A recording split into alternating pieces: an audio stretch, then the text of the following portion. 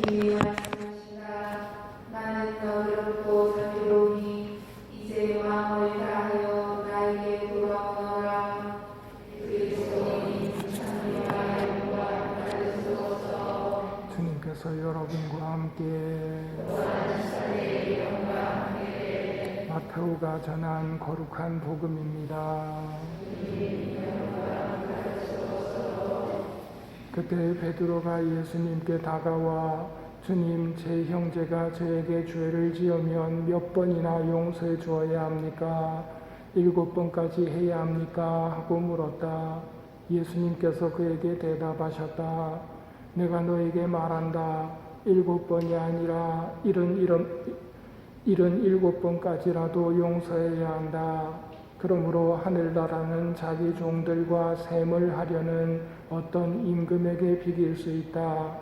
임금이 셈을 하기 시작하자 10,000달란트를 빚진 사람 하나가 끌려왔다.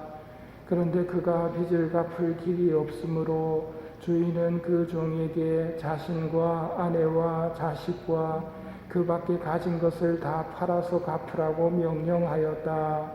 그러자 그 종이 엎드려 절하며 제발 참아주십시오. 제가 다 갚겠습니다. 하고 말하였다.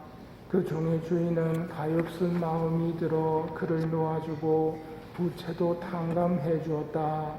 그런데 그 종이 나가서 자기에게 100데나리온을 빚진 동료 하나를 만났다. 그러자 그를 붙들어 멱살을 잡고 빚진 것을 갚아라 하고 말하였다. 그의 동료는 엎드려서 제발 참아주게, 내가 갚겠네 하고 청하였다. 그러나 그는 들어주려고 하지 않았다. 그리고 가서 그 동료가 빚진 것을 다 갚을 때까지 감옥에 가두었다. 동료들이 그렇게 벌어진 일을 보고 너무 안타까운 나머지 주인에게 가서 그 일을 죄다 일렀다. 그러자 주인이 그 종을 불러들여 말하였다. 이 악한 종아, 내가 청하기에 나는 너에게 빚을 다 탕감해 주었다. 내가 너에게 자비를 베푼 것처럼 너도 내 동료에게 자비를 베풀었어야 하지 않느냐. 그러고 나서 화가 난 주인은 그를 고문 형리에게 넘겨 빚진 것을 다 갚게 하였다. 너희가 저마다 자기 형제를 마음으로부터 용서하지 않으면 하늘의 내 아버지께서도 너희에게 그와 같이 하실 것이다. 주님의 말씀입니다.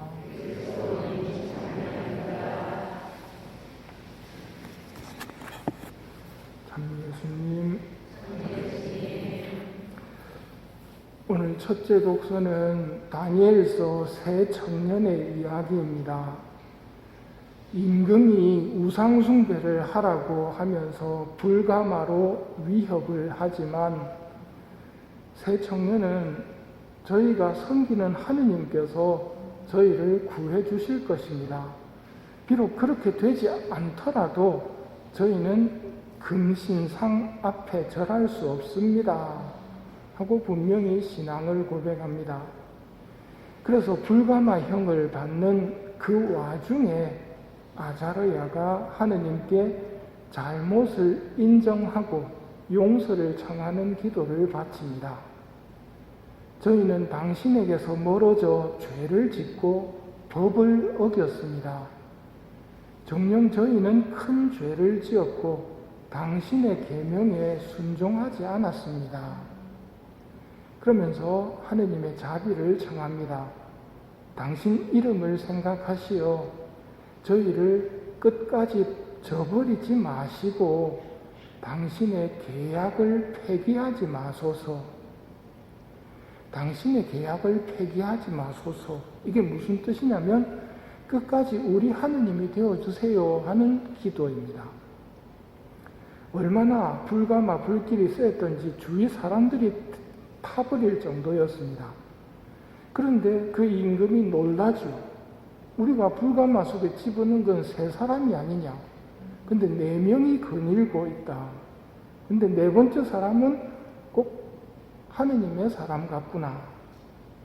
주님의 천사가 가마 속에 있는 아자르야와 그 동료들 곁으로 내려와서 불길을 가마 밖으로 내몰고 가마 복판을 이슬 머금은 바람이 부는 것처럼 만들었다라고 표현합니다. 그래서 그들은 불에 닿지도 않고 아프거나 괴롭지도 않았습니다.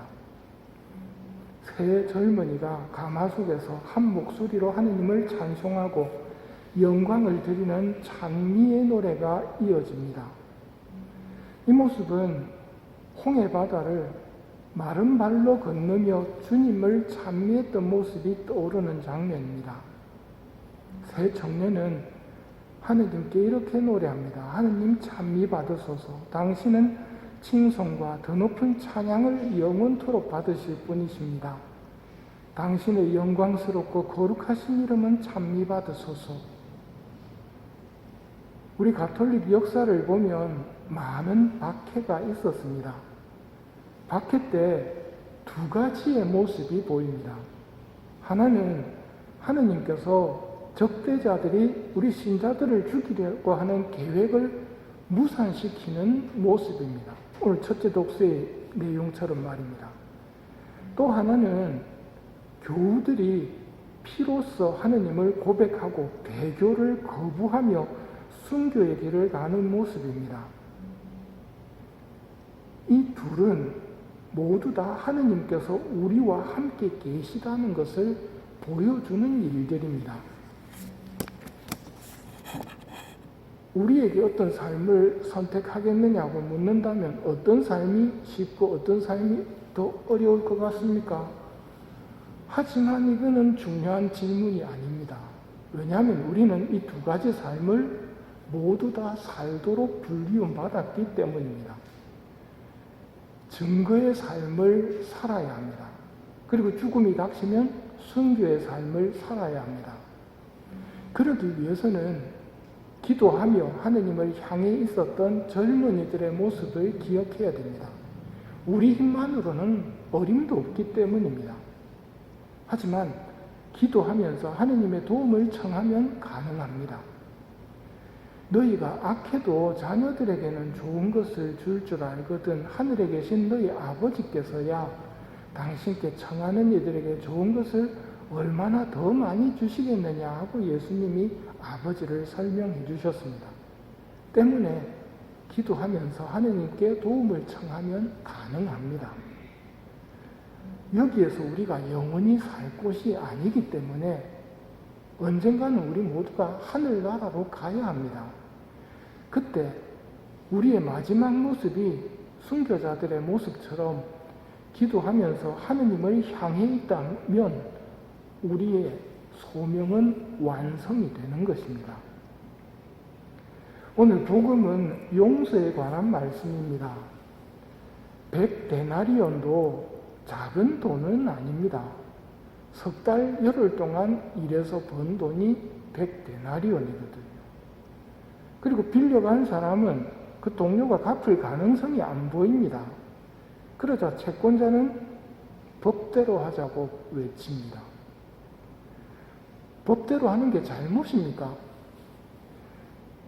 그의 결정적인 잘못은 하느님과 자신의 관계를 잊어버린 것이 결정적인 잘못입니다. 내 돈을 빌려간 사람하고 나하고의 관계만 생각했기 때문에 법대로 하자고 외쳤지만 결국 자기도 주인님 앞으로 다시 끌려가서는 법대로 갚는 신세가 되었습니다. 이 사람이 잊어버린 것을 우리는 잊지 말고 새겨야 합니다. 하느님과 하느님께서 탕감해 주신 은혜를 기억해야 합니다. 우리로서는 감당할 수 없는 빚을 탕감해 주신 주인님이 나한테 바라는 것이 무엇인지 알고 있어야 됩니다. 내가 너에게 자비를 베푼 것처럼 너도 자비를 베풀었어야 하지 않느냐는 말씀입니다. 우리는 이웃을 볼 때 눈에 보이는 이웃 형제만 볼 것이 아니라 보이지 않는 하느님도 함께 보아야 합니다. 하느님을 잊어버리면 눈에 보이는 형제만 보이고 탕감받은 1만 달란트의 은혜를 못 보게 됩니다. 그러면 이웃의 멱살을 잡게 됩니다. 그러나 용서라는 것도 불가마속을 거니는 것처럼 하느님 없이는 안 됩니다. 7번씩 70번이 우리 주인님이 우리에게 원하시는 모습이고 그런 용서를 바라신다고 말씀을 하시는데요. 이게 되려면 하느님의 은총이 절대적으로 필요합니다. 때문에 이 미사 중에 하느님을 의식하고 살아갈 수 있는 은총을 청하도록 합시다.